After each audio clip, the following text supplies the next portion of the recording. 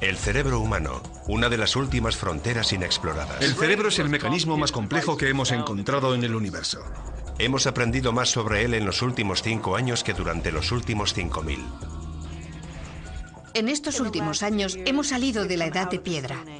Por primera vez podemos ver lo que ocurre en el cerebro durante las relaciones sexuales. Todos sabemos que el sexo está en la cabeza, así que tiene que suceder algo muy fuerte en el cerebro.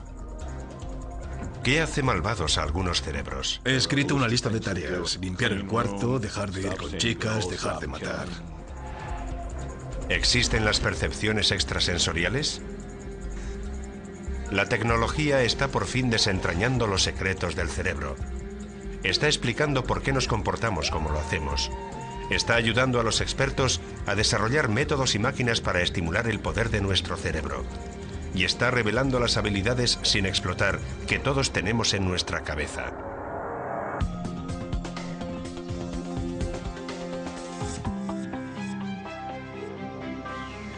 El cerebro, capítulo 1. El cerebro controla todos los aspectos de nuestra vida. A medida que hemos evolucionado los humanos, ha doblado su tamaño. Pesa solo en torno a 1,3 kg, pero consume el 20% de todo el combustible que recibe el cuerpo y genera energía suficiente para mantener una bombilla encendida. Se podría decir que el cerebro ha evolucionado como una casa vieja a la que se han ido añadiendo habitaciones y en la que hay escaleras y pasillos. En el sótano está la parte más antigua, llamada tallo. Es algo que compartimos con los reptiles y otros mamíferos. Es lo que nos mantiene vivos. Gobierna funciones vitales como el ritmo cardíaco, la respiración, la digestión y la presión sanguínea. Cosas que ocurren sin que tengamos que pensar en ellas. El siguiente nivel, el primer piso, es efecto de la evolución de cientos de miles de años. Se llama sistema límbico. Es muy importante a la hora de procesar las emociones. Dentro del sistema límbico se encuentra la amígdala cerebral, 2 pepitas de tejido, una a cada lado del cerebro. Aunque no son mayores que una uña, son el centro de mando del cerebro para las reacciones emocionales. Entre las más simples y poderosas de ellas se encuentra el miedo. Una emoción primitiva que todos compartimos. Si hubiera que elegir la región del cerebro más importante en el miedo, sería sin duda la amígdala. No hay mejor sitio para explorar cómo afecta el miedo al cerebro que aquí, en la sede del Comando de Operaciones Especiales de la Armada en San Diego, California. Se somete a los reclutas a un entrenamiento especial para cambiar la forma en que su cerebro reacciona al miedo.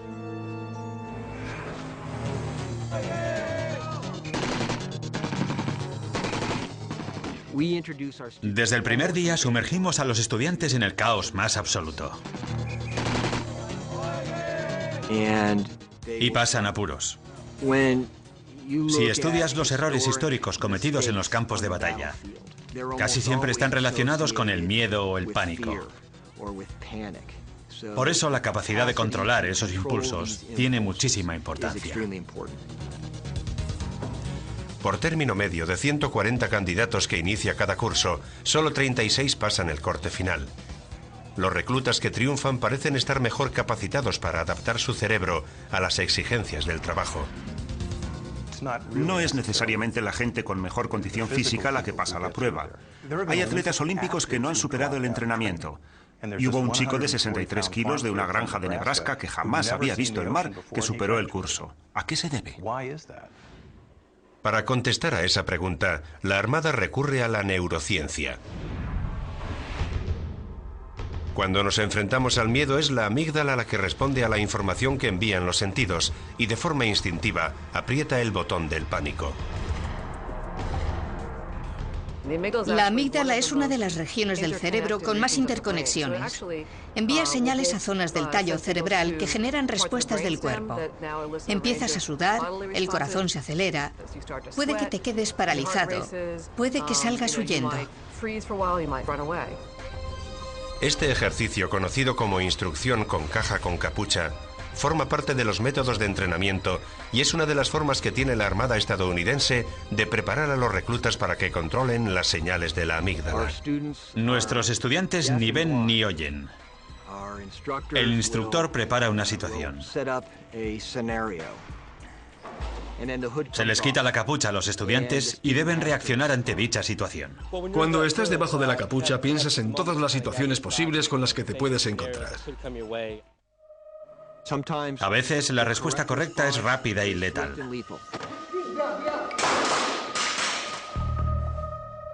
Otras veces, relajada. ¿Sabes dónde hay una gasolinera? Es por allí. Vale, gracias. Se simulan reacciones instantáneas. Esas situaciones de alto riesgo que suceden en un instante.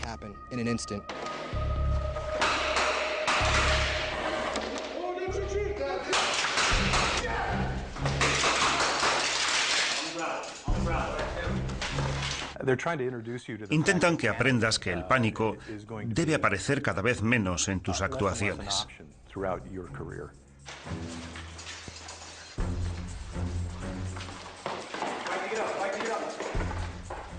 La forma correcta de efectuar el entrenamiento es exponer a la gente a situaciones que producen miedo para que se acostumbren a ellas y sepan reaccionar cuando aparezcan. Mediante la continua exposición a situaciones aterradoras, los reclutas aprenden a reprimir el miedo que les podría hacer reaccionar de forma equivocada, provocando que los mataran. Pero ¿cómo hace eso su cerebro? Los científicos han descubierto que a medida que los humanos evolucionaban, otra parte del cerebro, llamada corteza cerebral, pasó a participar en el proceso del miedo. La parte del cerebro que más humanos nos hace es la corteza. Si la amígdala es el primer piso, la corteza es el segundo piso del cerebro. Es la capa exterior rugosa y delgada del cerebro, que se divide en 4 grupos de lóbulos. Si desplegamos la corteza cerebral de un mono, tendría el tamaño de un folio. Si desplegáramos la nuestra, tendría el tamaño de 4 folios. Está arrugada porque tiene que caber dentro del cráneo. Los lóbulos frontales corresponden a la zona que está justo encima de nuestros ojos y son las habitaciones más nuevas del cerebro. A medida que los humanos evolucionaban, los lóbulos frontales se convirtieron en el lugar donde se procesan los pensamientos racionales conscientes. Es donde resolvemos nuestros problemas. Los lóbulos frontales son muy interesantes porque son el conductor del cerebro. Sincronizan toda la actividad. Los científicos dieron un gran paso en la investigación del miedo cuando descubrieron que la información de nuestros sentidos circula hasta la amígdala casi al doble de velocidad que hacia los lóbulos frontales. La diferencia de velocidad entre las señales cerebrales supone que a menos que sepamos reaccionar por instinto a una amenaza potencial, nos quedaremos paralizados por el miedo, mientras esperamos a que los lóbulos frontales den con la respuesta adecuada. Cuando el miedo y el pánico aparecen, no sabemos qué hacer. El cerebro se queda petrificado, como un ciervo con los faros de un coche. La amígdala recibe muy rápido las señales del miedo, pero a veces se equivoca. La situación te puede indicar enseguida, no es una situación de miedo, no hay peligro. Estas señales rápidas de la amígdala se pueden controlar de forma gradual. Ahí es donde aparece el entrenamiento de la Armada. Se enseña a los reclutas a minimizar el retraso, generando reacciones rápidas y precisas a las situaciones.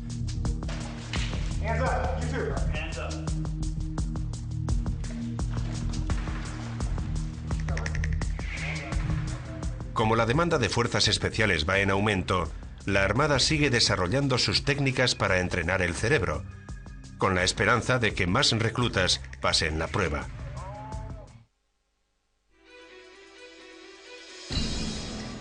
Estamos aprendiendo más sobre el cerebro que en ninguna otra época de la historia, sobre cómo está montado, sobre cómo funciona.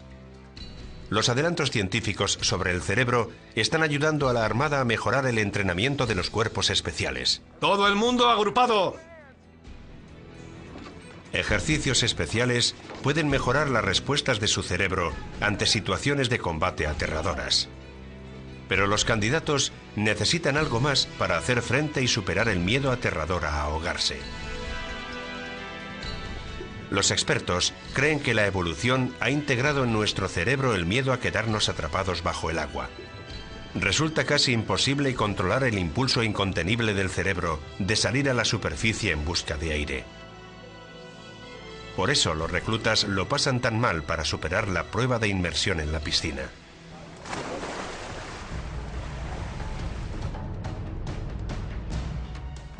La prueba de la piscina es una pieza muy importante de su formación. Se comprueba cómo reaccionan ante el miedo bajo el agua. Se les somete bajo el agua a un hostigamiento planeado y controlado para ver cómo lo aguantan. Los reclutas deben pasar 20 minutos bajo el agua soportando continuos ataques a su equipo de respiración por parte de su instructor. La mitad del tiempo están sin aire. Se cierra la llave del aire, se retuercen los tubos para respirar y deben responder a esos problemas con unos determinados procedimientos de emergencia. Paso a paso se instruye a los reclutas para que sepan reaccionar de antemano a esas situaciones comprometidas. Deben seguir las instrucciones al pie de la letra, pero llevar a la práctica la teoría no resulta fácil.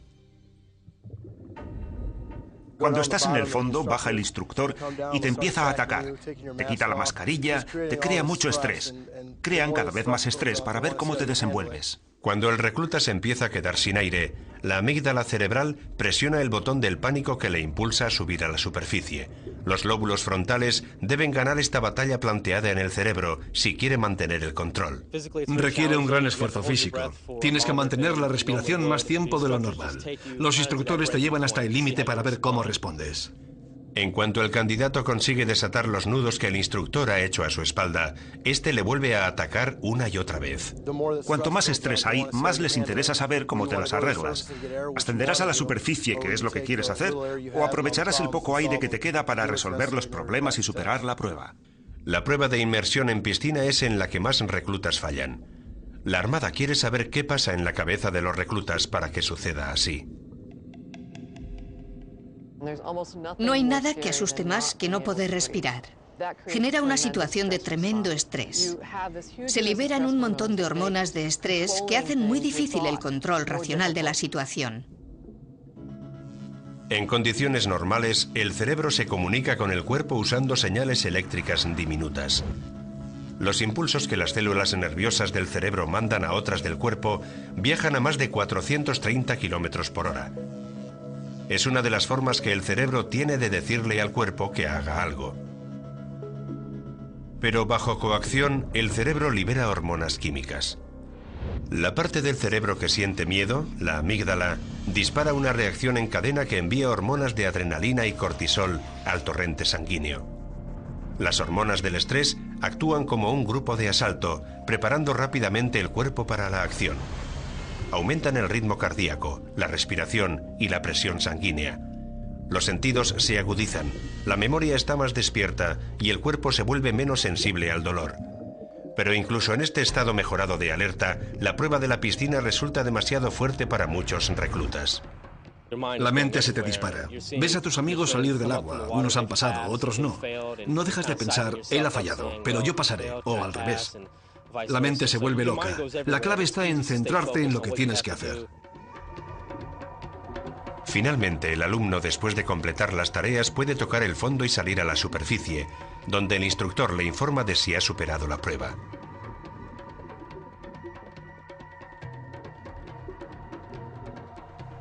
¡Estoy bien! Pocos reclutas superan la prueba a la primera.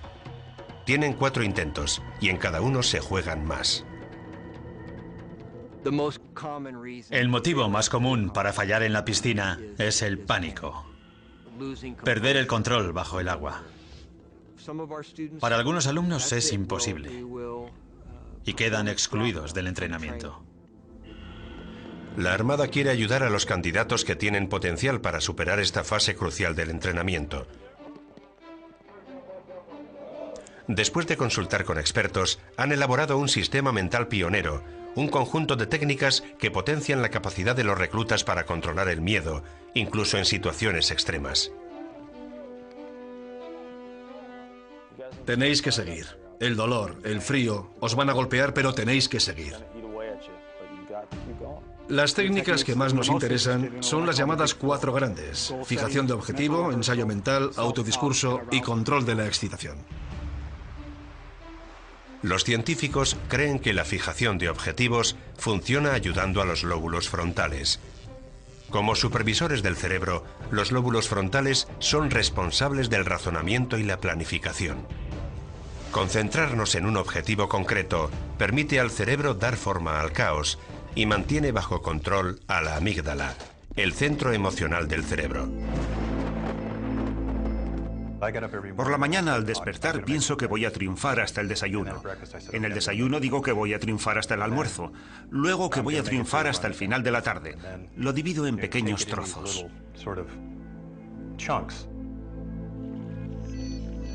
La segunda técnica es el ensayo mental o visualización. Consiste en recrear una actividad en la mente para que cuando suceda de forma real te resulte más natural.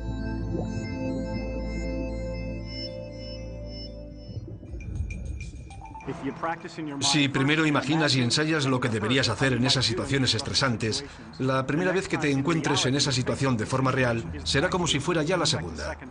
La reacción de estrés es menor. La tercera técnica, el autodiscurso, ayuda a centrar los pensamientos del recluta. Una persona corriente se habla a sí misma a una media de entre 600 y 1000 palabras por minuto. Si estas palabras son positivas, en vez de negativas, pueden ayudar a anular la señal de miedo proveniente de la amígdala.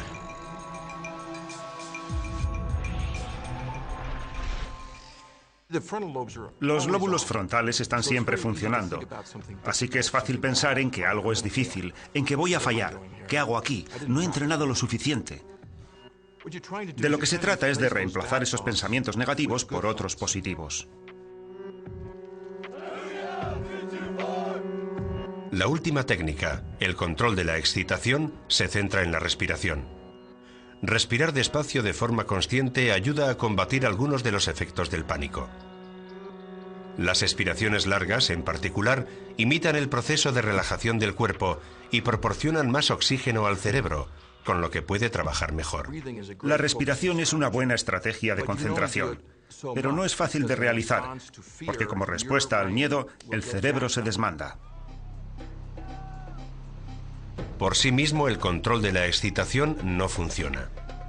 La amígdala manda una señal tan potente que es difícil anularla mientras sigamos sintiendo miedo. Pero combinando las 4 técnicas, han conseguido que el número de reclutas que supera las pruebas de las fuerzas especiales haya pasado de ser 1/4 a ser 1/3 de los que lo intentan. La idea de forzar los límites puede que no sea nueva, pero esto es una prueba de que podemos entrenar el cerebro. Y ahora la ciencia sabe cómo hacerlo. Está en las tradiciones guerreras más antiguas. Se trata de ir más allá de las dificultades, de donde quiera que creas que están los límites. Soy una persona diferente. La autoconfianza aumenta muchísimo. Haces cosas que antes no hubieras imaginado. Pero no es solo en el campo de batalla donde está avanzando el estudio científico del cerebro. También está desentrañando secretos seductores sobre lo que ocurre en el dormitorio. El cerebro ha desarrollado una respuesta al miedo para mantenernos fuera de peligro. Pero también está dotado de un fuerte impulso sexual, para asegurar la supervivencia de las especies. El orgasmo es una de las experiencias más fuertes para los humanos. Así que escudriñar en la mente y descubrir cómo produce el cerebro ese estado de éxtasis resulta emocionante. En Holanda, el neurocientífico Gert Olsteg está abriendo camino en la investigación sobre el sexo. Ha mostrado por primera vez lo que ocurre en el cerebro del hombre y la mujer durante el orgasmo. Hace 15 años era imposible, pero en la actualidad, con las técnicas de neuroimagen, es posible ver lo que sucede. Para averiguarlo, necesita parejas de voluntarios. El hombre o la mujer acceden a que se le inyecte un marcador de oxígeno radiactivo y luego su pareja lo estimula hasta llegar al orgasmo. Mientras esto sucede, mantienen la cabeza en una máquina de imágenes en 3 dimensiones llamada escáner TEP.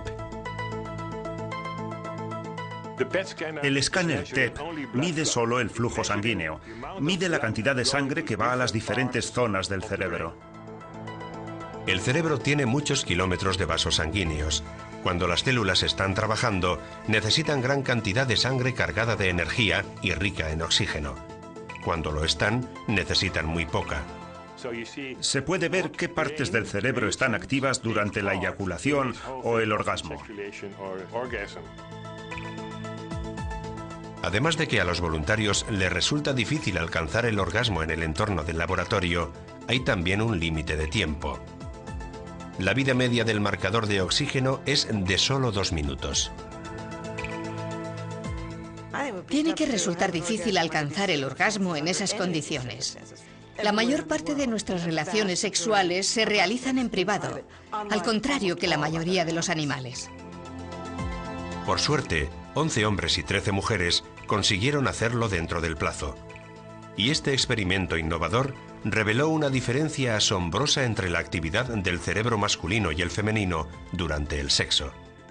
El resultado fue sorprendente. Cuando observas el cerebro masculino durante la eyaculación o el orgasmo, ves que se activan varias zonas. Durante el orgasmo masculino, la sangre fluye a borbotones hacia la parte superior del tallo cerebral. Además de ser la parte más antigua del cerebro humano, es la zona que controla la liberación de dopamina en el cerebro. La dopamina pertenece al tipo de hormonas llamadas neurotransmisores. Los científicos saben que la dopamina genera unas sensaciones muy fuertes que nosotros asociamos con el placer.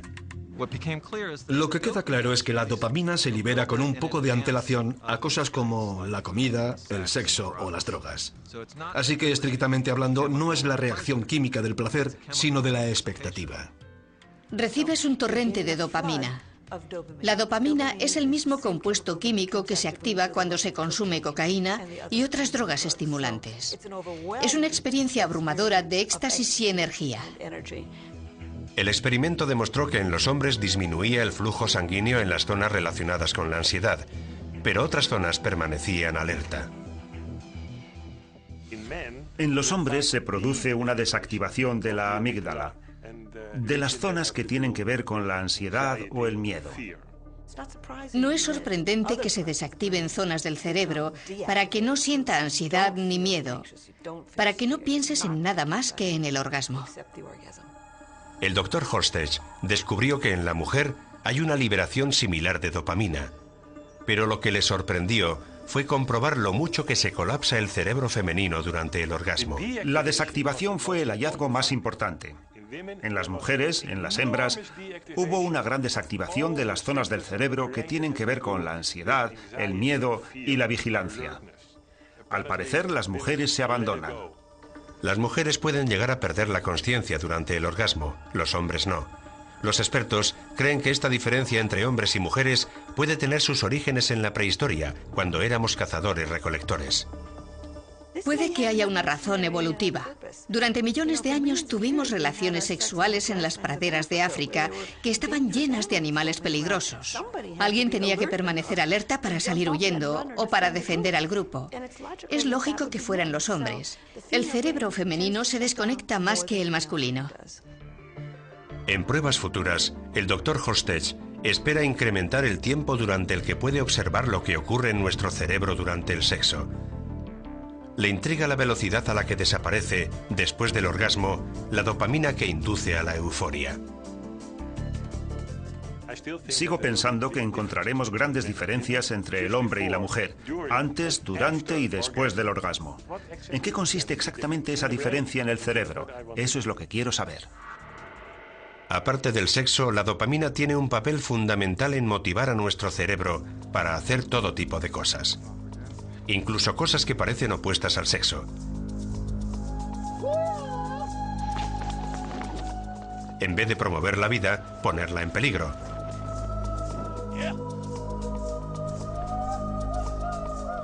¿Por qué la búsqueda de placer lleva a estos practicantes del salto base en Moab, Utah, a querer lanzarse por un barranco?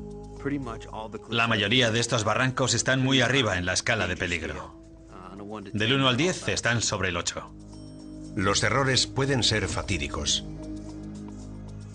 Cuando saltas de una roca de 150 metros, tienes unos 6 segundos para vivir. ¿No es extremo? Sí, es realmente extremo. ¿Todos preparados? Y si es la emoción suprema para el cerebro de algunos, ¿por qué no lo es para todos? Esta sensación nos es básica para ser felices.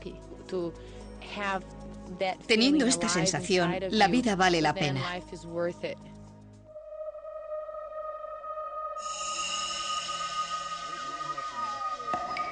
Los científicos nos dicen que cuando el practicante de salto base piensa en el salto, su cerebro comienza a liberar dopamina. Al igual que en el sexo, tiene la función de crear expectativas. Pero al contrario que con el sexo, la amígdala no se desconecta. Todo lo contrario, manda señales de miedo. Antes de saltar se me pone la piel de gallina, me sudan las manos y me pasan un montón de pensamientos por la cabeza. La preparación mental gira en torno a qué pasará si se abre mal el paracaídas, si tengo problemas con alguna muletilla. Los saltadores están centrados en el salto y puede que no se den cuenta de que la liberación de dopamina sucede durante todo el proceso. ¿Has comprobado las 3 anillas? Las he comprobado. ¿No está retorcido? Krista Christensen es una novata del salto base. Estoy nerviosa. Mi corazón se está acelerando porque sé que se acerca la hora de saltar. 3, 2, 1. ¡Qué nerviosa estoy! Es diferente a todo lo que he hecho antes, sobre todo para alguien que tiene miedo a las alturas. Krista está nerviosa porque su amígdala, donde alberga su miedo a las alturas, está presionando el botón del pánico ante la visión de una caída de 120 metros.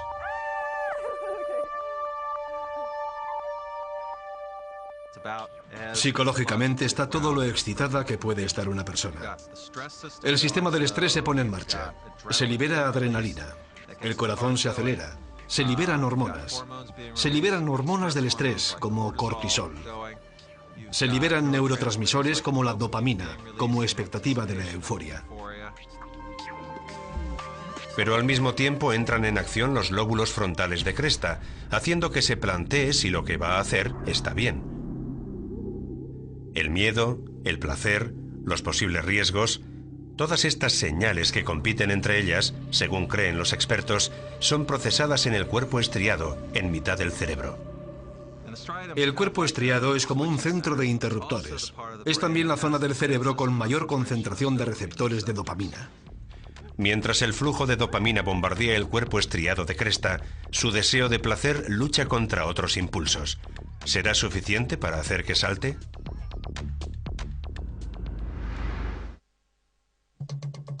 Dentro del cerebro de una novata del salto base hay una batalla para tomar una decisión en la que se puede jugar la vida. ¿Lo arriesgará todo Krista por placer?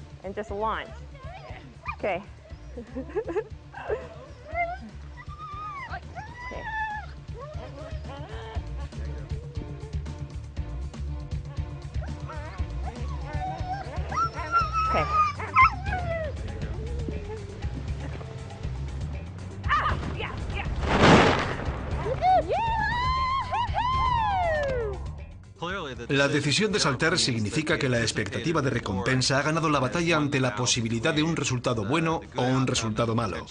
Si fuera al revés, se alejaría del barranco y se acabó.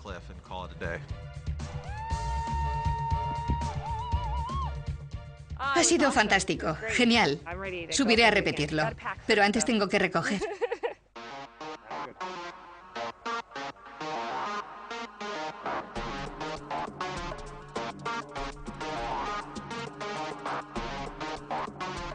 En cuanto los saltadores sobreviven a un salto potencialmente mortal, se preparan para el siguiente. Parece que tienen adicción a buscar sitios nuevos, con peligros distintos y condiciones más difíciles. Los científicos dicen que hay una razón para esto. Cuando observamos lo que ocurre en el cerebro cuando hay una exposición repetida al placer, ya sea comer, beber o incluso sexo, vemos que la liberación de dopamina es cada vez menor. Disfrutamos un poco menos.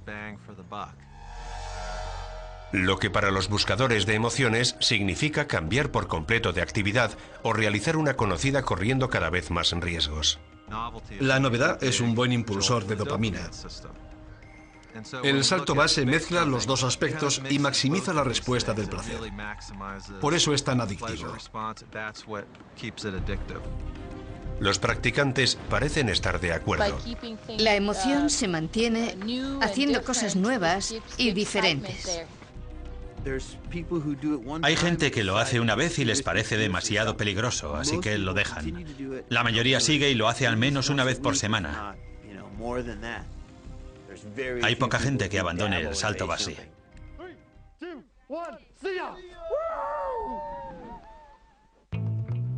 Los científicos opinan que encontramos placentera la búsqueda del riesgo, porque es necesaria para nuestra evolución. Si los humanos no se arriesgaran, dicen, todavía viviríamos en cuevas.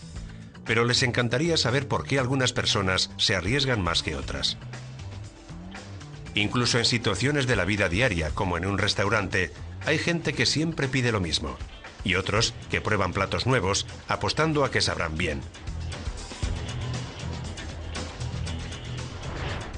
Los expertos de la Universidad Emory de Georgia se preguntan si los cerebros de algunas personas estarán preprogramados para jugar o correr más riesgos que los de otras. Han pedido a unos voluntarios que practiquen un juego de elegir opciones. El objetivo es evitar recibir una descarga en el pie. ¡Ay! Ha dolido. Cada vez que juegan, los voluntarios deben elegir entre dos opciones. Voy a elegir la primera opción. No quiero recibir una descarga.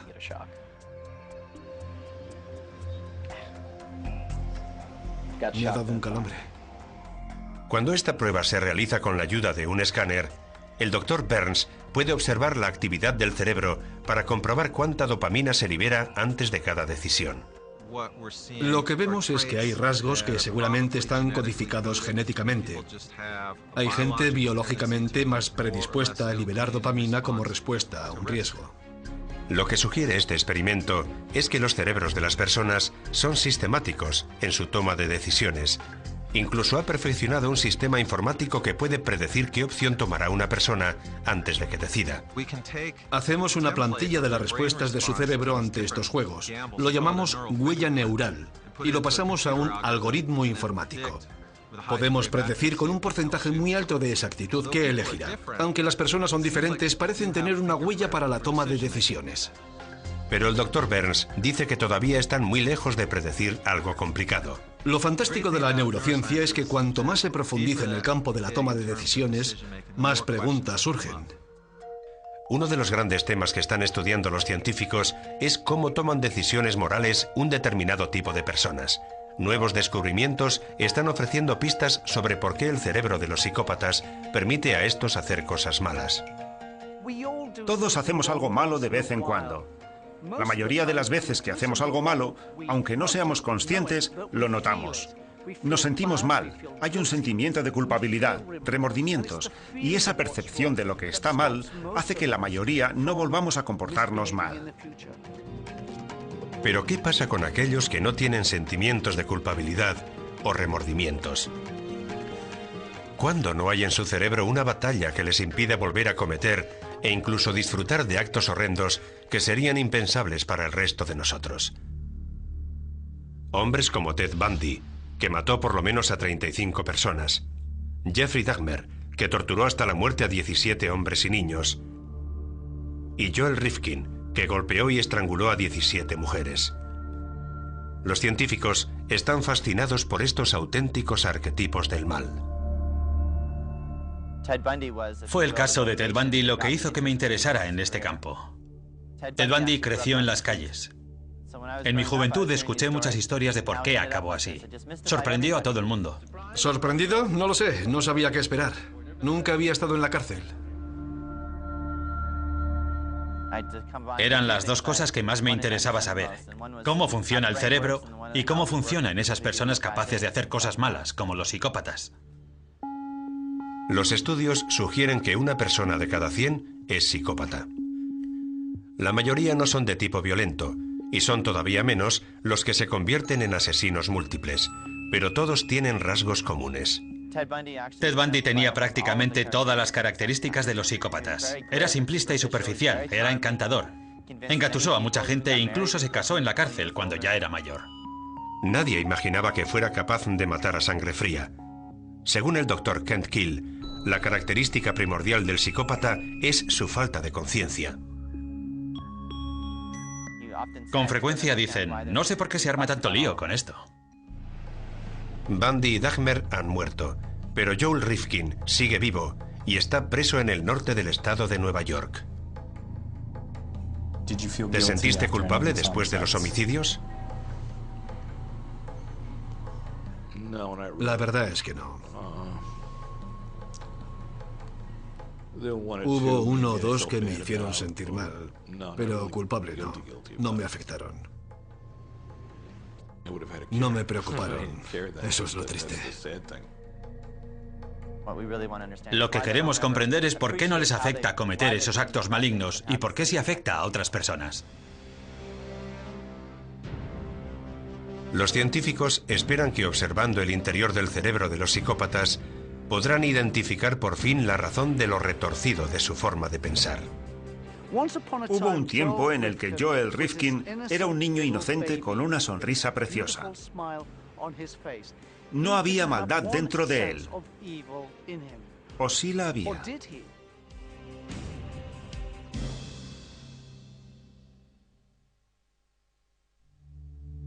¿Qué hace malvados a los cerebros?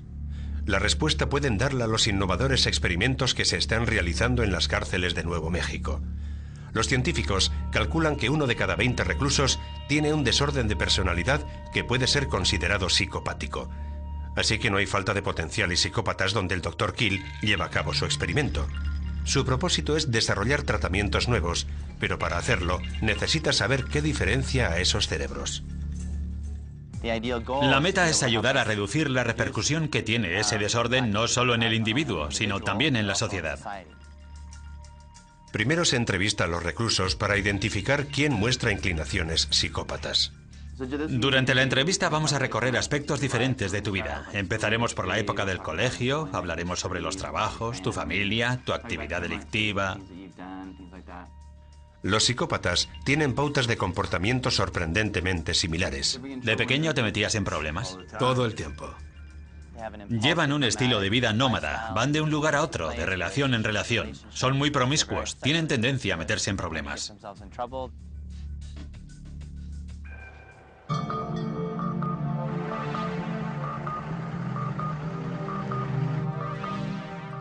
A los reclusos que diagnostica como psicópatas, el Dr. Kill los envía a hacer un escáner cerebral. En la primera prueba quiere comprobar cómo reaccionan cuando cometen errores. Hemos escaneado a 300 reclusos. Así que hemos reunido la base de datos de imágenes cerebrales de psicópatas más grande del mundo. Esto es un imán. Ahora no suena mucho, pero luego hará mucho ruido. El escáner usa campos magnéticos y radioenergía para controlar el flujo de la sangre en el cerebro, mientras el interno piensa y reacciona.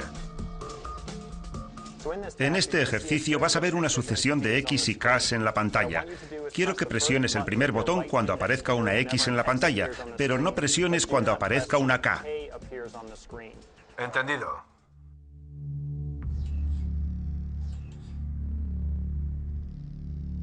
Las dos letras aparecen a tal velocidad que es prácticamente imposible que alguien haga bien la prueba. Es muy difícil, la gente comete muchos errores, aprietan el botón cuando no tienen que hacerlo. Lo que queremos saber es cómo reacciona su cerebro ante un error, cómo se recupera de ese error. Observando la actividad del cerebro durante la prueba, el Dr. Kill puede ver que los psicópatas no se preocupan tanto como la gente normal cuando cometen errores. Pero eso no significa que no sean inteligentes. El asesino múltiple Joel Rifkin, por ejemplo, tiene un coeficiente intelectual de 128, algo que solo alcanza el 3% de la población. Lo que te deja sin habla es que su inteligencia está por encima de la media del resto de la población reclusa. Son de sangre caliente e impulsivos, manipuladores y falsos.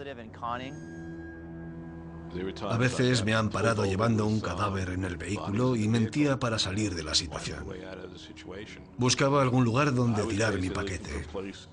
El poli decía, ¿por qué está rondando por el barrio? Yo contestaba, me he perdido. ¿Cómo llego a esta carretera? No tenía ni idea de qué carretera estaba señalando, pero tenía un mapa y era muy convincente.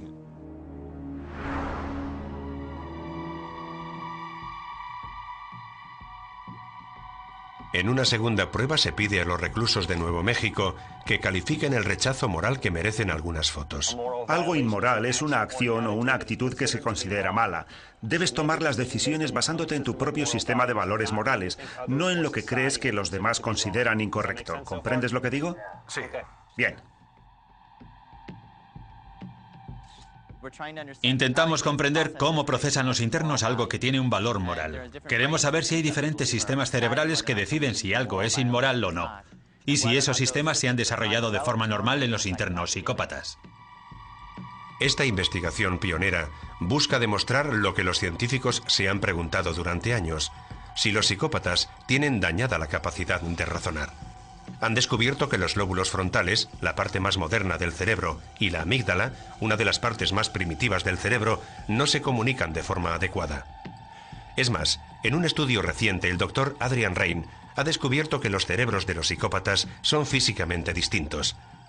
Pudo mostrar que tienen una amígdala reducida, un 17% menor que la del resto de la gente. Esta es otra pieza crucial del puzzle para entender por qué a los psicópatas no les da miedo cometer actos malvados. Los psicópatas saben que está mal matar a alguien. ¿Pero por qué lo hacen? No tienen el concepto de moralidad.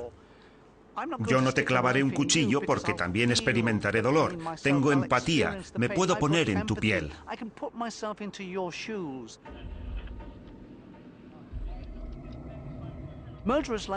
Los asesinos como Joel Rifkin no pueden. Mató a aquellas prostitutas porque no le importa lo que se puede sentir cuando te estrangulan. ¿Qué sentías cuando las estrangulabas?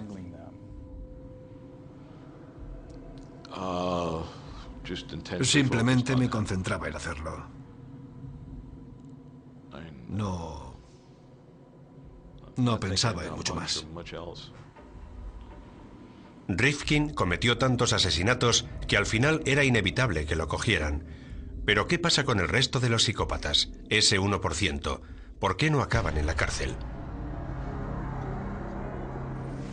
La investigación del Dr. Rain ha señalado la diferencia que hay en los cerebros de los psicópatas de guante blanco, aquellos que solo piensan en birlar los ahorros a la gente.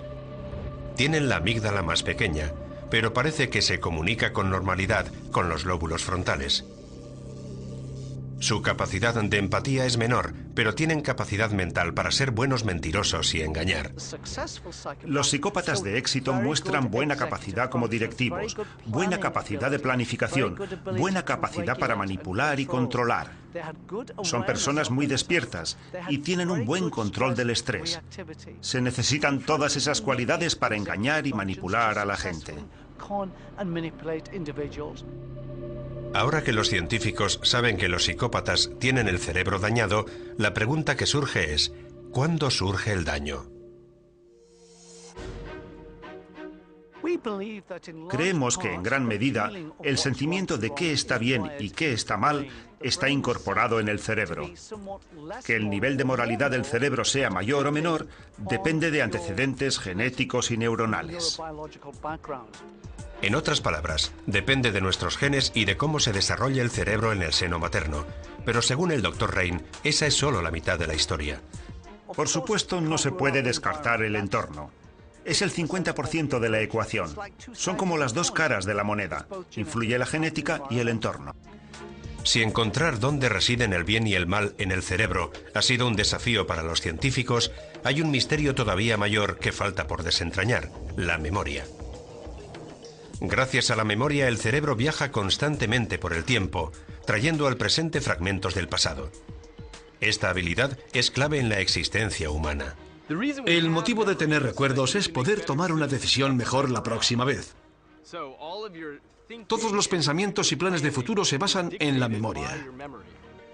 Mientras el funcionamiento de órganos como el corazón se conoce bien, los científicos todavía intentan descubrir cómo funciona la memoria en el cerebro. El gran paso se dio hace 80 años. En la década de los 20, un neurocientífico llamado Carl Lashley enseñó a unas ratas a recorrer un laberinto. Luego fue dañando de forma selectiva zonas de su cerebro para averiguar dónde se almacenaba el recuerdo para recorrer el laberinto. Descubrió que no se almacena en ningún lugar en particular.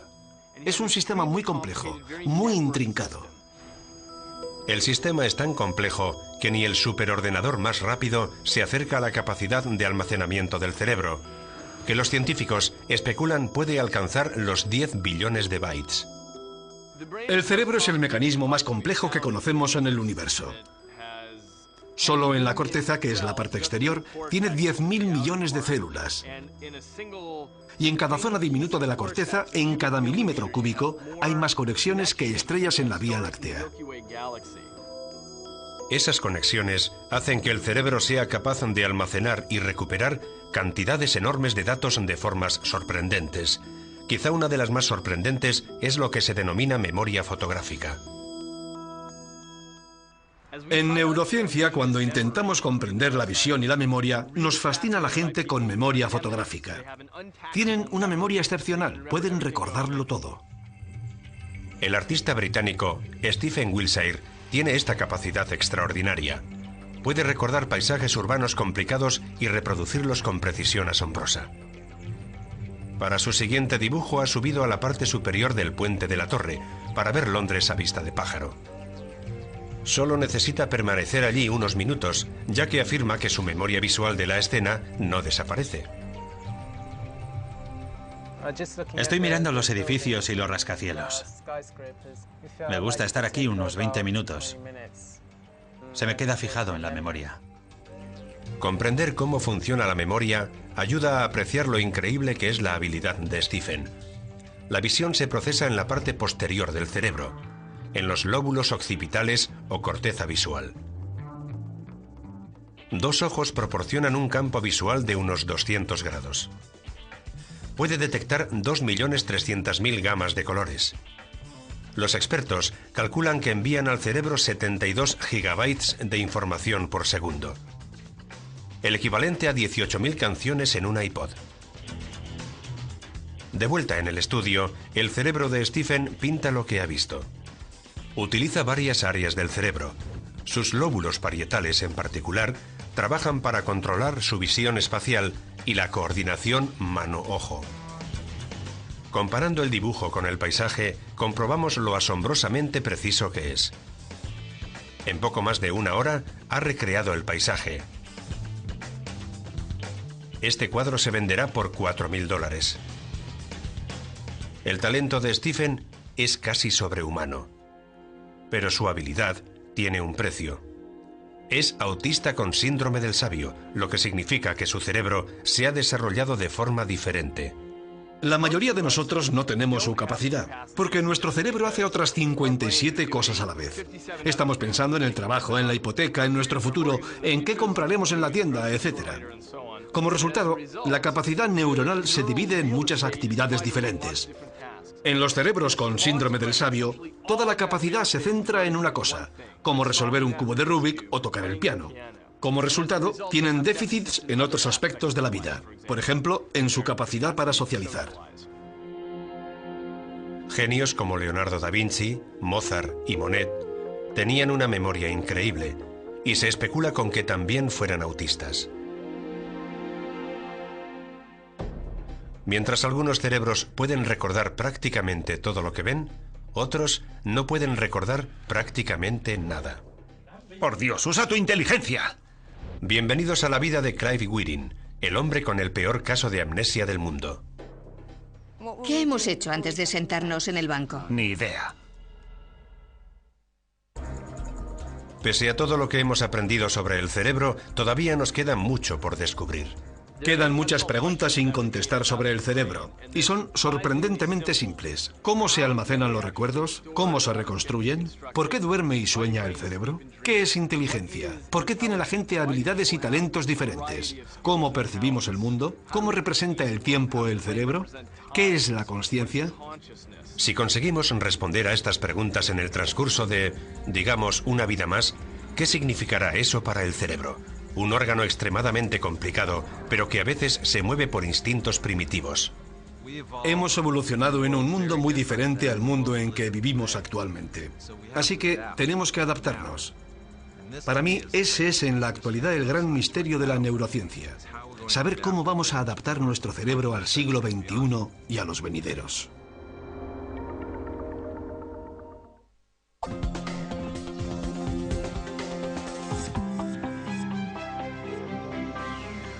El cerebro, capítulo 2.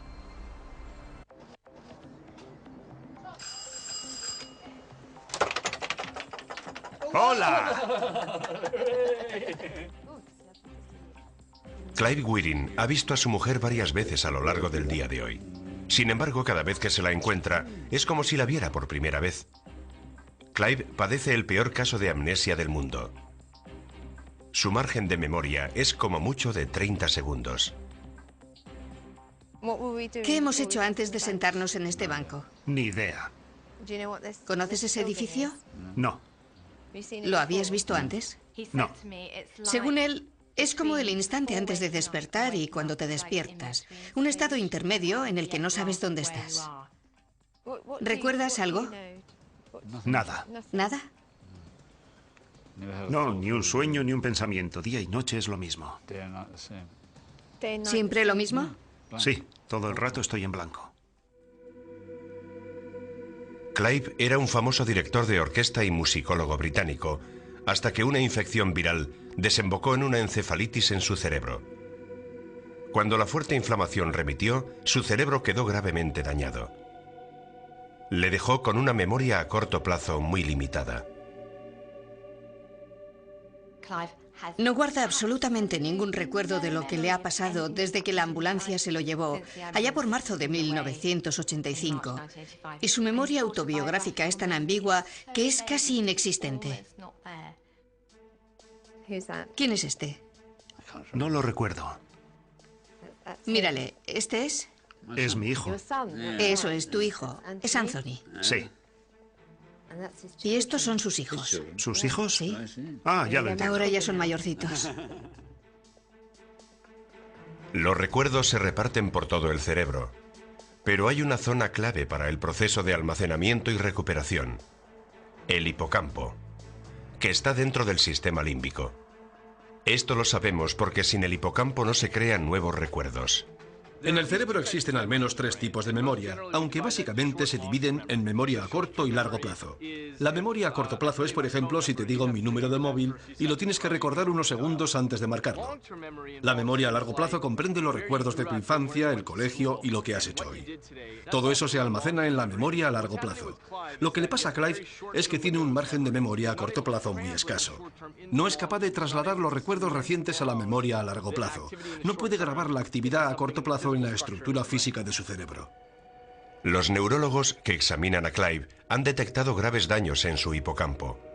Creen que eso es lo que le impide a su cerebro almacenar recuerdos. Clive Wearing padece amnesia anterógrada y retrógrada. No es capaz de aprender cosas nuevas, pero también le cuesta recordar cosas viejas. Básicamente esto afecta a su capacidad de recordar información a voluntad. Veamos lo que sucede cuando su mujer le pregunta a qué se dedica su hijo. ¿Sabes cuál es la profesión de Anthony? No. Es ingeniero electrónico. ¿En serio? Sí. ¿Y sabes qué cosas diseña? No. Piénsalo. Me temo que no tengo ni idea. Motores para coches. Ah, motores para Sí, coches. motores para coches eléctricos. Me parece una gran idea. Sí, Así los motores de gasolina dejan de emitir gases contaminantes. eso es. ¿Verdad que sí? Sí, los motores normales contaminan mucho. Es verdad. ¿Conoces a alguien que diseñe motores para coches eléctricos? No. ¿Conoces a alguien que haga eso? No. Tu hijo. Ah, es verdad. Tu hijo Anthony. Es más, tiene su propia empresa. Ah, muy bien. Sí. Sí. ¿Recuerdas a qué se dedica Anthony en la actualidad? Pues no, lo último que recuerdo es cuando iba al colegio. El caso de Clive es excepcional, porque aunque no recuerde detalles de su propia familia, recuerda otras cosas. El hecho de que conserve también su capacidad de lenguaje demuestra que la memoria que procesa el habla y el sistema de construcción de las palabras se almacena en una zona diferente a la de la memoria episódica, donde se guardan los recuerdos de lo que has hecho en la vida. Los diferentes tipos de memoria se almacenan en zonas muy diferentes del cerebro. Los expertos creen que la memoria del lenguaje podría situarse en uno de los lóbulos temporales, el que alberga la capacidad de habla y sonidos, en el lado izquierdo del cerebro. Lo más asombroso es que Clive aún puede tocar el piano. La memoria que procesa su capacidad de tocar el piano en el lado derecho del cerebro está intacta.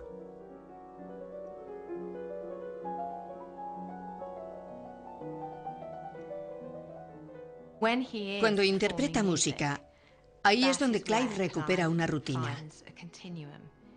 Adquiere un impulso que le transporta a través del tiempo. Es la prueba de que los diferentes tipos de memoria ocupan zonas muy delimitadas. ¿Sabes en qué mes estamos? No. Estamos en abril. Abril. Abril. El mes que viene es tu cumpleaños. Sí. Hoy Clive parece optimista, pero no siempre fue así. Jamás había visto esta condenada cosa. Usa tu inteligencia. Este era Clive en 1988. Llevaba 3 años amnésico y se sentía furioso y frustrado. Los primeros 10 años, Clive vivió en un mundo en el que repetía unas pocas cosas constantemente por la ansiedad, el miedo, el pánico que le producía esta situación. Cada nuevo instante que se sentía despierto se empeñaba en recogerlo por escrito. Era tan obsesivo que hasta lo escribía en la mesa, en la pared, sobre cualquier superficie disponible. ¿Cómo crees que ha llegado ahí? No lo sé, no recuerdo nada. Es tu letra. ¿Y yo qué sé? No recuerdo haber escrito nada. Tienes que haberlo escrito tú. Las páginas de su diario están llenas de exclamaciones y palabras tachadas. Pero con el tiempo su ira se apaciguó. Al cabo de 14 o 15 años empezó a cambiar. Empezó a recordar las cosas más tiempo. Su carácter mejoró. Débora atribuye este cambio a su fe y sus plegarias. Los científicos tienen su propia explicación. Sabemos que el cerebro cambia físicamente. Lo llamamos maleabilidad. Está constantemente reescribiendo sus propios circuitos. Los niños tienen un cerebro extremadamente maleable. Por eso tienen tanta facilidad para aprender nuevos idiomas o tocar instrumentos musicales. Lo que hemos descubierto ahora es que el cerebro humano adulto es mucho más maleable de lo que creíamos antes. Cuando una persona sufre daños cerebrales, otras zonas del cerebro pueden entrar en funcionamiento y asumir las funciones defectuosas. Débora se preguntaba si Clive necesitaba su diario. Cada vez que repasaba el texto de días, semanas o incluso meses antes y veía que había escrito lo mismo una y otra vez, se alteraba mucho. Así que dijimos, bueno, se lo quitamos y a ver si lo echa de menos. Ante la sorpresa de todos, después de 23 años escribiendo su diario cada día, Clive no lo reclamó. Al parecer se había pasado la necesidad compulsiva de registrar cada instante. Los científicos han aprendido mucho acerca de la memoria estudiando el caso de Clive, pero también han obtenido valiosa información sobre otras funciones cerebrales que contribuyen a la identidad de una persona. Se suele decir que los recuerdos forjan nuestro carácter, pero comprobé que no es así. Gracias a Dios el carácter de Clive está intacto. ¿Te apetece un café? Oh, me encantaría, sería estupendo. Sabía que te gustaría. Es simpático y también muy piadoso. El camino hacia el cielo en la tierra. No sabe nada de sí mismo, pero es el Clive de siempre. No ha cambiado. Cuanto más sabemos sobre el cerebro, más averiguamos sobre todas las facetas de nuestra vida, entre ellas los deportes profesionales.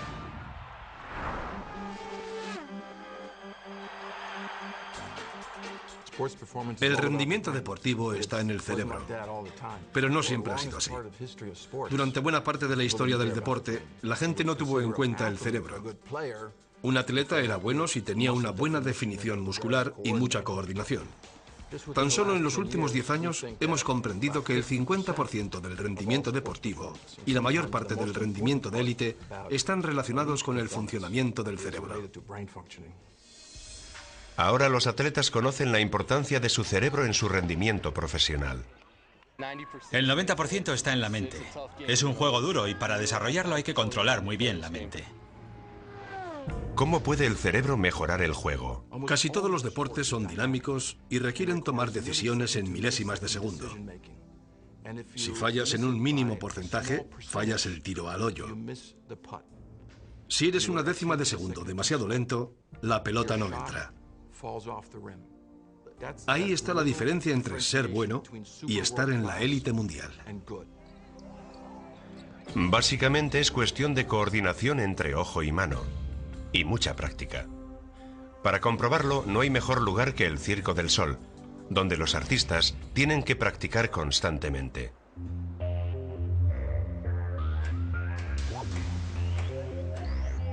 Utilizamos nuestros lóbulos frontales para aprender a llevar a cabo una actividad, pero la zona del cerebro que más se beneficia de la práctica es el cerebelo, en la parte posterior.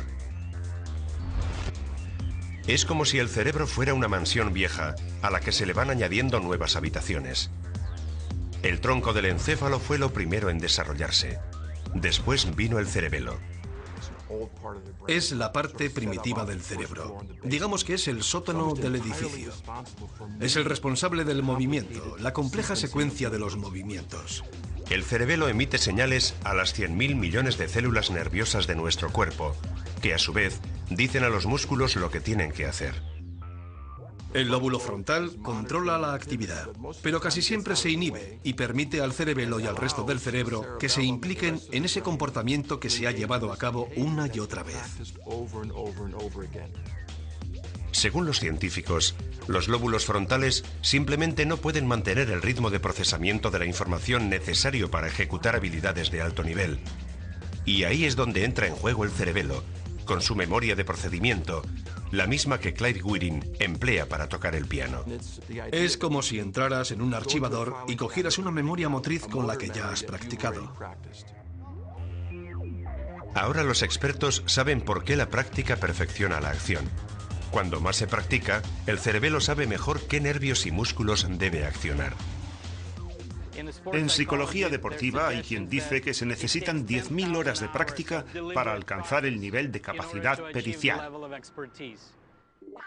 Semejantes niveles de capacidad pueden crear una memoria dentro del propio músculo que conduzca a una secuencia de contracciones y relajaciones, pero el cerebro sigue siendo esencial. Si hay daño cerebral, la actividad es mínima. Por supuesto, se necesita un cuerpo intacto, una fisiología que funcione bien. En baloncesto es mejor ser alto. En hípica es mejor ser bajo. Pero todos esos atletas tienen un cerebro que han de sincronizar con la actividad deportiva. Pero aparte de la práctica y de tener el cuerpo adecuado, el cerebro desempeña otro importante papel en el deporte. Imaginémonos un halterófilo que intenta levantar un montón de peso. Tiene que estar muy musculado. Los Navy SEALs utilizan técnicas de respiración para calmarse, mientras que los atletas necesitan modificar su nivel de excitación. Los científicos deportivos denominan este proceso excitación modulada. La excitación modulada es como el mando del volumen del cerebro. De nuevo es la amígdala en el sistema límbico la que controla nuestra respuesta emocional. En este caso nos mentaliza para competir. En un estado anterior de evolución, el hombre debía prepararse mentalmente para la caza.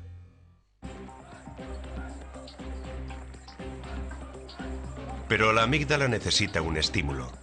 Un método muy sencillo es utilizando estimulación sensorial, como vítores y aplausos.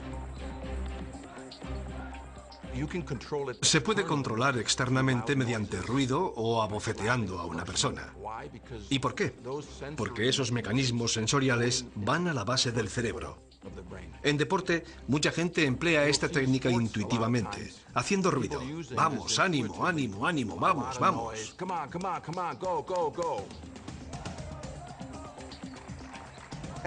Los atletas tienen que colocarse en sus puestos cuando empieza el partido. Están en el nivel correcto de excitación, porque el baloncesto es un deporte de contacto. Hay que empujar, hay que luchar por conseguir los rebotes. Es como un simulacro de guerra.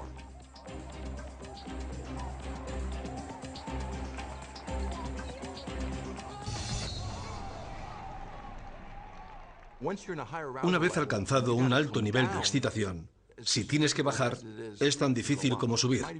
Incluso puede llegar a ser más difícil. De pronto el juego se detiene y hay que tirar un triple. El jugador tiene que pasar de excitación a concentración en unos segundos.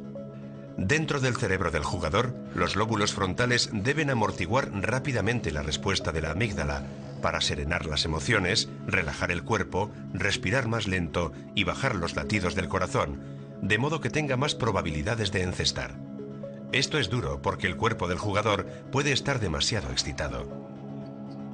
O los lóbulos frontales pueden estar condicionados por otros pensamientos nerviosos, como el miedo al fracaso. Si estos pensamientos son lo bastante intensos, pueden influir sobre el sistema límbico y provocar una reacción de temor. Esto dificultaría mucho concentrarse en ejecutar bien una acción compleja. Los expertos llaman a esta situación ansiedad ejecutoria.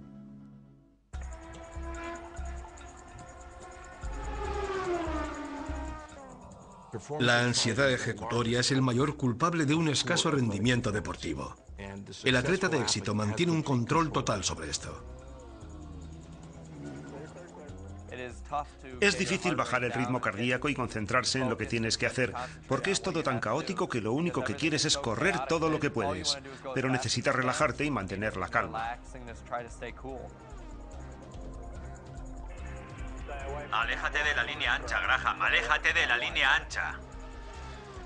Si uno falla, las consecuencias pueden ser funestas. Si en un momento dado te falla la concentración, lo más probable es que te choques. Aquí se alcanzan velocidades de 350 km por hora. A esa velocidad puede pasar cualquier cosa, y si te das contra el muro, el golpe va a ser muy fuerte.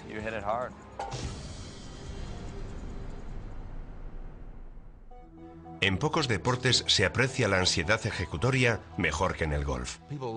A la gente le encanta el golf porque un deportista de élite mundial puede fallar un hoyo a medio metro y con ello perder un torneo importante y cientos de miles de euros. El tiro requiere un volumen de actividad mínimo, un pequeño movimiento motriz, y seguramente los lóbulos frontales deban ser desactivados. Sabemos que Tiger Woods es capaz de hacerlo porque lo ha hecho muchas veces. Pero ¿qué pasa en su cerebro para que pueda colar la bola en el hoyo?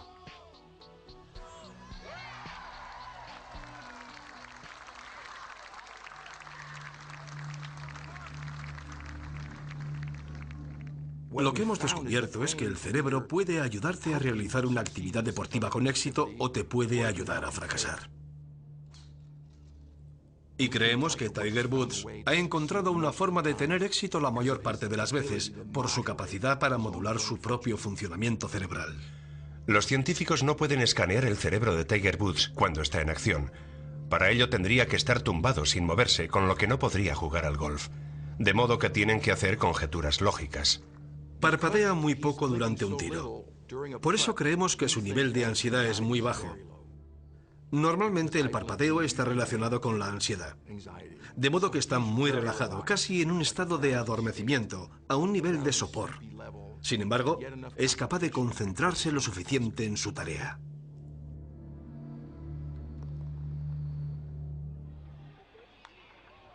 Los atletas llaman a esta sensación especial estar en la zona, cuando sus movimientos parecen fluir sin esfuerzo consciente. Es la mezcla ideal de práctica en el cerebelo, concentración en los lóbulos frontales y baja ansiedad en la amígdala dentro del sistema límbico. Es muy difícil estar en la zona. Siento que si puedo controlar mi respiración y bajar el ritmo al máximo, también bajan los latidos de mi corazón. Cuando eso sucede soy totalmente consciente de todo y mis 5 sentidos trabajan de forma óptima. Los expertos creen que el cerebro se concentra tanto que de algún modo puede bloquear o pasar por alto cualquier estímulo superfluo. Cuerpo y cerebro trabajan en perfecta sincronía. Los atletas y la gente en general quieren estar en la zona. El objetivo es que todo se dirija a realizar una tarea. Y si se consigue, pueden pasar cosas extraordinarias. Se obtiene una gran claridad de ideas y lucidez para tomar decisiones. Cuando alcanzo ese momento, todo a mi alrededor va a cámara lenta. Controlo mis ideas, controlo mi mirada, controlo los pensamientos que me pasan por la mente. Y eso a su vez me da las mayores probabilidades de éxito. Estar en la zona podría ser el máximo control del cerebro sobre el cuerpo. Pero algunas personas aseguran que sus capacidades van mucho más allá. Me arrastran hacia aquí. La idea de que el cerebro tiene un sexto sentido. Y me dicen que hable de de Staten Island o... Allí es donde vivimos. Voy a decirle exactamente lo que me está mostrando. Usted cruza el puente y pasa el peaje y coge la primera calle larga hacia la izquierda. Ahí es donde vivo. Bien.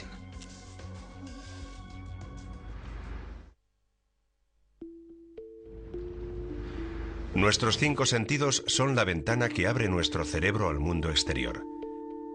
Percibimos señales por la piel, los ojos, la nariz, la boca y los oídos. Las diferentes zonas del cerebro interpretan esta información sensorial como tacto, vista, olfato, gusto y oído. Pero ¿y si hubiera un sexto sentido? Un sentido que permitiera a nuestro cerebro leer la mente de otras personas, predecir hechos o comunicarse con los muertos. Pese a que solo 1 de 4 norteamericanos asegura creer en la percepción extrasensorial, tan solo un puñado de científicos admite esta posibilidad. El doctor Dean Redding investiga fenómenos paranormales en el Instituto de Ciencias Noéticas del Norte de California. Según su teoría, nuestro cerebro podría albergar ciertas capacidades extrasensoriales, aunque nosotros lo llamaríamos de otra forma. La gente suele hablar de una corazonada instintiva que a menudo se pone de manifiesto mientras conducimos. Tengo la sensación de que hay algo malo más allá de la curva, y lo más habitual es que nos venga un coche en la otra dirección. Por eso hemos aprendido a hacer caso a nuestro instinto. Es como si nos fijáramos en algo que va a suceder dentro de unos segundos.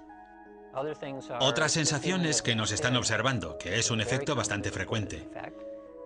Normalmente son las mujeres las que se sienten observadas por un hombre desde algún lugar. También existe la telepatía telefónica. Sin mirar la identificación de llamada, hay gente que sabe quién les llama en cuanto suena la primera señal. Y en esos casos no se trata de una persona que llama siempre, sino de alguien que no llama nunca. Estos son ejemplos de cómo se producen estos fenómenos en la vida cotidiana. Muevan la mano un poco. Sí. Es muy buena señal. Bien, creo que ya podemos empezar. El Dr. Redding ha hecho pruebas con más de 300 voluntarios en habitaciones protegidas electromagnéticamente. Les muestra una serie de imágenes y mide sus reacciones. En una secuencia aleatoria les mostramos algunas fotos inquietantes y otras más relajantes. Las imágenes más impactantes generan una respuesta más fuerte. El Dr. Redding descubrió que aunque su grupo de sujetos sea elegido al azar, siempre hay gente que responde con exactitud antes de ver la imagen. Parecen saber con antelación el tipo de imagen que van a ver, si bien su grado de capacidades psíquicas es diferente. No todo el mundo va a poder jugar al golf tan bien como Tiger Woods, pero todo el mundo sabe jugar un poco al golf. Lo que vemos en el laboratorio es que todo el mundo sabe jugar un poco al golf. Y a veces tenemos suerte y nos tropezamos con el equivalente a Tiger Woods. Alguien me está diciendo que fue enterrado con un chicle en la boca. ¿Alguien fue enterrado con un chicle? ¿Alguno de ustedes ha enterrado a alguien con un chicle? Por favor, coja el micrófono. El éxito de John Edward como medium televisivo lo colocaría en la categoría de Tiger Woods. En la historia de la ciencia nos hemos equivocado muchas veces. Antes se pensaba que la Tierra era plana. Estábamos equivocados. Se pensaba que el Sol giraba alrededor de la Tierra. También estábamos equivocados. Se pensaba que los objetos físicos eran estáticos. Ahora sabemos que no. Yo parto de que si uno me dice que es medium o sanador, mi reacción es, no lo sé, puede que sí o puede que no. Muéstreme los datos. Yo estoy abierto. ¿Solo le puso un par de pastillas? Sí. Su antigua secretaria mascaba el mismo chicle, así que lo enterramos con él. ¿Un par de pastillas? Creo que le pusimos una pieza individual, como los chicles bazooka, los de los cómics. Bueno, eso es lo que percibo. Son individuales. ¿Y era como un padre para usted? Es mi padre. Bien. ¿Usted sigue viendo a su secretaria? Sí. Pues dele un buen tirón de orejas. ¿No podía haberle puesto unos cuantos chicles más o mejor el paquete entero? La técnica habitual de los mediums es que estos reciben pequeños datos de información. Me está haciendo sentir como... ¿No había muerto ya? Sí. No porque el otro lado esté fragmentado, sino porque solo pueden percibir pequeños retazos.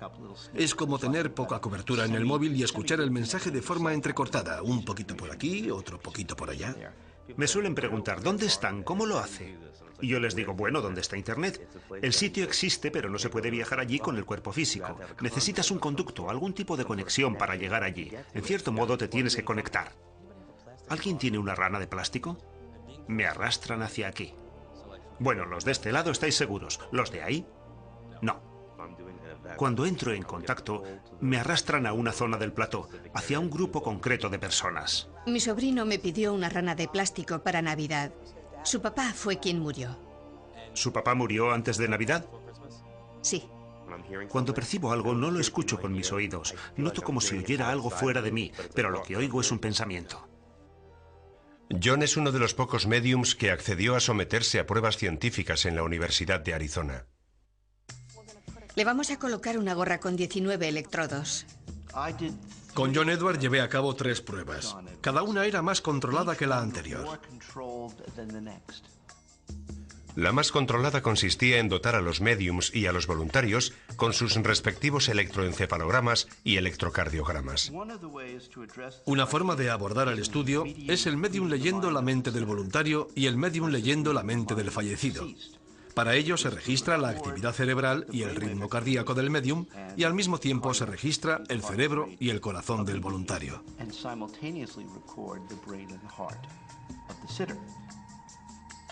El médium nunca tiene contacto con el voluntario. Ambos están separados por una cortina. John y los demás médiums deben obtener toda la información posible sobre los parientes fallecidos del voluntario. Voy a decirle lo que veo, escucho y percibo. Le ruego que me lo confirme simplemente con un sí o un no. De acuerdo. Me preguntan quién es la figura masculina que está a su lado. Esa figura masculina podría ser un marido o un hermano que ha pasado a mejor vida, ¿lo entiende? Sí. Bien, en realidad son 2 o 3. En más de una ocasión he estado con gente y no he percibido nada. No ha habido ninguna reacción. Me preguntan por qué pasa esto y yo les digo, no lo sé, tal vez sea yo, no lo sé. Respuesta 0. Pero a veces John obtiene información precisa. Entonces, el voluntario cree que se ha equivocado y más tarde descubre que tiene razón. O al voluntario la respuesta no le dice nada y tiene que hablar con miembros de su familia y amigos para comprobar que es cierta. Eso también lo hemos visto en el experimento. La precisión de John es de entre un 80 y un 90%. Las máquinas de control demostraron que sus ondas cerebrales y latidos cardíacos no imitaban a los del voluntario. Descubrimos que el corazón de John no iba en sincronía con el del voluntario, lo que implicaba que su atención estaba puesta en otro lugar. Me preguntan por un perro con nombre de bebida. Es mi perro Jagger. ¿Jagger? Sí, sí. Parece que necesita un buen baño. Sí, ahora huele bastante mal. Según los experimentos de laboratorio que he realizado con John, llego claramente a la conclusión de que es un auténtico medium. Los llamados experimentos en el más allá siguen siendo motivo de polémica en la comunidad científica, en parte porque suscitan más preguntas que respuestas. Actualmente no tenemos una respuesta científica a lo que hacen los verdaderos mediums como John. La hipótesis que manejamos en el laboratorio es que todos poseemos energía. Esta energía permanece como la luz de las estrellas lejanas. Y lo que hace John y otros más es utilizar su cerebro y consciencia como antena y receptor. Lo que hacen es sintonizar con las señales existentes, mantienen bajo el nivel de ruido y reciben estas sutiles señales. El concepto de estructura interconectada de la realidad, de la que formamos parte por estar aquí, es parecida a la fuerza de la Guerra de las Galaxias. En un momento dado, Obi-Wan percibe una alteración cuando hacen estallar el planeta. En cierta medida, nota las ondas a través del espacio-tiempo. Puede percibirlas directamente. Este fenómeno, que llamamos percepción extrasensorial, seguramente funciona de un modo similar. La física tiene un nombre para esta conexión remota. Se llama intrincación cuántica. Por ahora solo es una teoría aplicada a electrones y moléculas. Los científicos aún no saben si se puede aplicar al cerebro. Pero el hallazgo que confirme la percepción extrasensorial podría llegar antes de lo esperado. Es muy difícil predecir cuándo van a suceder estas cosas. Yo creo que dentro de unos 20 años. Entre mañana y dentro de 20 años. ¿Y si pudiéramos cargar nuestros cerebros mediante máquinas? Y dar el siguiente salto evolutivo en una sola generación, en lugar de miles de años. La semisecreta Agencia de Proyectos de Investigación Avanzada en Defensa, en inglés DARPA, financia programas cuyo objetivo es la innovación radical. Su misión consiste en crear una tormenta de ideas científicas para los estamentos de la seguridad nacional. Han desarrollado tecnologías increíbles que para nosotros son habituales, como Internet, el ratón de ordenador y, por supuesto, el caza invisible. Reúnen a los científicos más destacados del país y les piden que den un salto de 30, 40 años en la ciencia. Y dan pasos de gigante. La DARPA está financiando uno de estos pasos en la Universidad de Columbia de Nueva York. Los científicos están desarrollando un programa informático que ayuda al cerebro a procesar información visual a la velocidad del rayo. En nuestra sociedad moderna nos bombardean con información, ya sea mediante imágenes televisivas, en Internet, en nuestro trabajo. Esto empieza a ser excesivo y hay que seleccionar qué imágenes podemos descartar y a qué imágenes debemos prestar atención. La idea que está detrás de la visión informatizada acoplada al córtex consiste en unir lo mejor de ambas cosas, la versatilidad del cerebro humano reforzado mediante la velocidad de un ordenador. Es muy difícil decir a un sistema de visión informática que encuentre algo curioso, fuera de lo común o sospechoso. Es mucho más fácil que lo haga una persona. Claro que los sistemas de visión informática son muy rápidos. Entonces la pregunta es, ¿cómo podemos acelerar el proceso visual humano? En este ejemplo vemos fotos aéreas de Seúl, en Corea del Sur. El analista busca pistas de aterrizaje para helicópteros.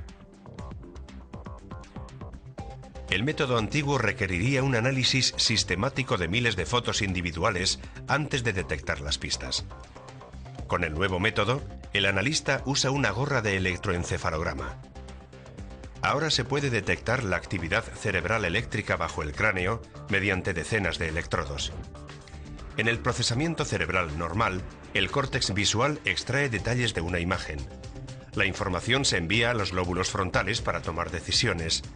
Entonces el córtex genera una respuesta, el clic de un ratón o movimiento ocular. El prototipo del programa intercepta las señales, filtra la actividad cerebral superflua y se concentra en el momento subliminal de «ajá», cuando el ojo detecta la pista. En pocos segundos, el analista puede revisar miles de imágenes. Aunque no sea consciente de ello, su cerebro identifica con gran precisión las escasas fotos que muestran pistas, que luego son marcadas.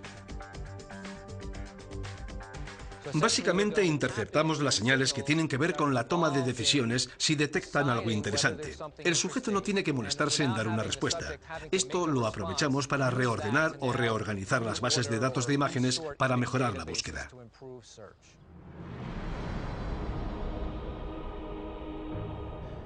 Esta tecnología de visión mejorada ayuda al analista de imágenes a trabajar hasta 4 veces más rápido. Se podría adaptar para ayudar a los pilotos a tomar mejores decisiones en fracciones de segundo. O para mejorar la selección de grabaciones de seguridad de la policía o personal de seguridad. También hay posibilidades más allá de la defensa y el espionaje. Una posible aplicación interesante, con mucho intercambio de datos, podría estar en el sector de la bolsa o el comercio. Muchos inversores asimilan esta información de diferentes pantallas. Puede que detecten algo, pero en ese momento no pueden hacer ninguna transacción. En cambio, esa información se puede marcar como de interés para el inversor y ser procesada por otra persona en otro lugar. La investigación médica también podría estar interesada en estos aparatos, y los equipos de marketing podrían emplearlos para registrar la primera reacción de la gente ante un producto. Una empresa de videojuegos de California ya está reemplazando el joystick por la energía cerebral. Un dispositivo similar al electroencefalograma registra la actividad eléctrica del cerebro y los gestos de los músculos faciales. La señal se traduce en órdenes a la pantalla. Los jugadores levantan piedras y derrotan a los malos con un pensamiento en lugar de un clic.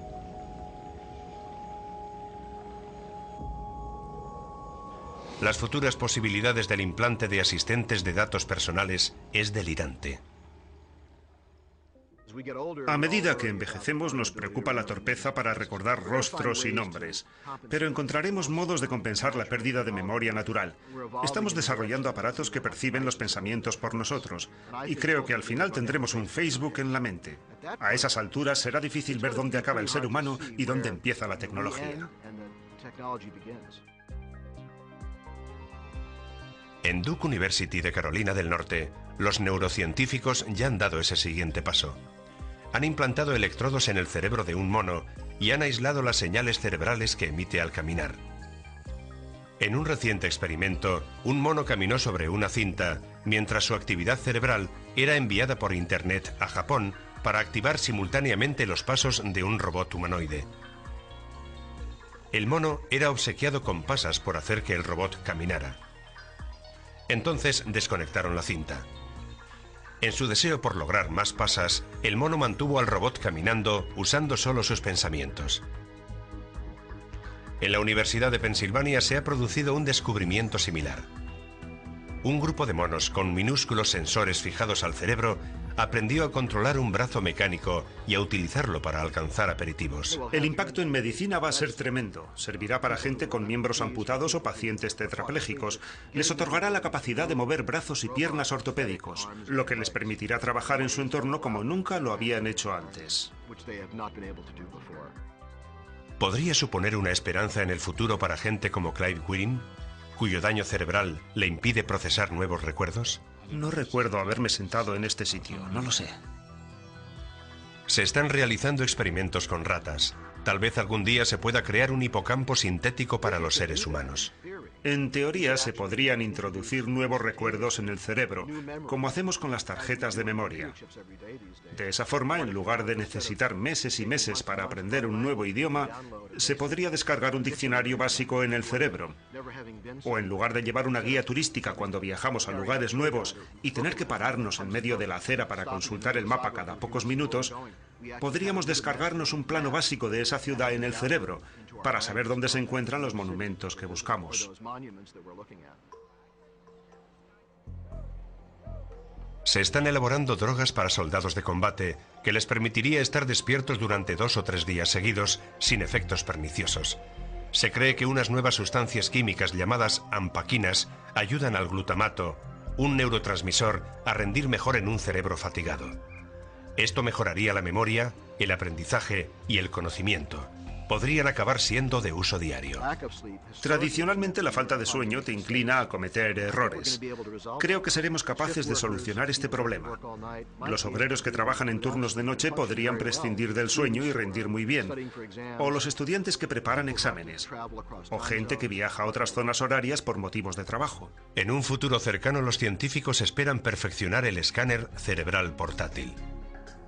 Unos diodos de luz, colocados en una banda, reflejan la luz sobre los lóbulos frontales para detectar actividad cerebral. Esta información se podría introducir en un dispositivo del tamaño de un mazo de cartas. En lugar de estar quieto en una gigantesca máquina de resonancia magnética, los portadores podrían ver lo que les pasa por la mente cuando practican un deporte, por ejemplo. Seremos capaces de leer la mente de superatletas como Federer, Agassi o Tiger Woods y comprobar que no necesariamente son diferentes en anatomía, pero funcionalmente difieren en su modo de procesar la información. También se puede aplicar esta nueva tecnología para ayudar a los atletas a mejorar su rendimiento o aprovecharlo al máximo. Esta tecnología todavía está en sus comienzos. Desde hace menos de 20 años su uso está muy extendido. Si lo comparamos con los más de 100 años de uso de los rayos X, el límite es nuestra imaginación. Las imágenes que obtenemos actualmente del cerebro, aunque parezcan impresionantes, son muy vastas. Son bastante generales, pero se podría llegar a obtener imágenes más profundas del cerebro, con un granulado más fino, prácticamente a nivel molecular. Estaría bien. Creo que esa es la próxima frontera del escáner cerebral. Hemos aprendido mucho acerca del cerebro, pero aún nos queda mucho por descubrir. Quedan muchas interrogantes en torno al cerebro, y son sorprendentemente sencillas. ¿Cómo se almacena la memoria? ¿Cómo se reconstruye? ¿Por qué duerme y sueña el cerebro? ¿Qué es la inteligencia? ¿Por qué la gente tiene diferentes habilidades y talentos? ¿Cómo percibimos el mundo? ¿Cómo representa el cerebro el tiempo? ¿Qué es la conciencia? Si logramos responder a estas preguntas en el curso de la próxima generación, ¿qué implicaría esto para el cerebro? Un órgano tan complejo, pero a menudo guiado por instintos tan primitivos.